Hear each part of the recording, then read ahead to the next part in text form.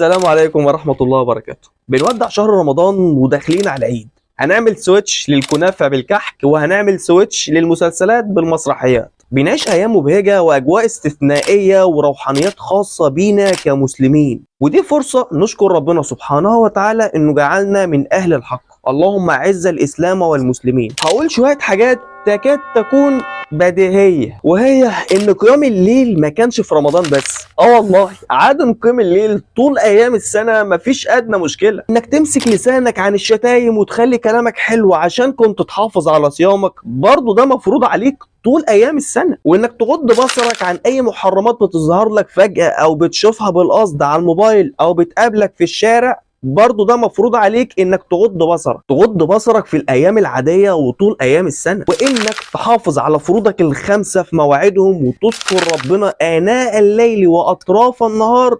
برضه ده فرض عليك كمسلم، مش مخصص لرمضان بس. انك تبادر بالخير وتنفق في سبيل الله، برضه ده يتعمل طول السنه مش في ايام رمضان بس. عايز اقول يا ريتك سنه يا رمضان، بس ليه لا؟ انت بايدك تخلي ايام السنه كلها رمضان. يا جماعه احنا خارجين من شهر رمضان، مش خارجين من المله. وكلامي ده للناس اللي واخده رمضان كانه ترانزيت يتعبدوا فيه وبعد ما يخلص يرجعوا للفواحش من تاني. يا اختي يا فاضله، ازاي الشرع اللي كنت لابساه طول الشهر ده مش ترند رمضاني، ده يتلبس طول ايام السنه لانه فرض عليك. الاغاني اللي منعناها من السوشيال بتاعتنا والموسيقى عامه حرام طول السنه. اما بالنسبه للغيبه والنميمه اللي كنت موقفها في رمضان عشان صيامك ما يبصش، جيس وات، حرام برضه طول السنه. رب رمضان هو رب باقي السنه. فاتمنى انك تكون استفدت من شهر رمضان وتاخده كطوق نجاه ليك من بحر الغفله، ويكون اول خطوه ليك في الطريق الصحيح والمستقيم، طريق الحق والهدايه، طريق الله. اتمنى من المولى عز وجل ان يكون كلامي بسيط وخفيف عليكم،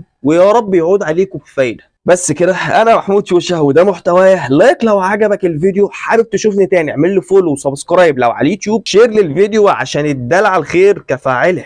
السلام عليكم ورحمه الله وبركاته.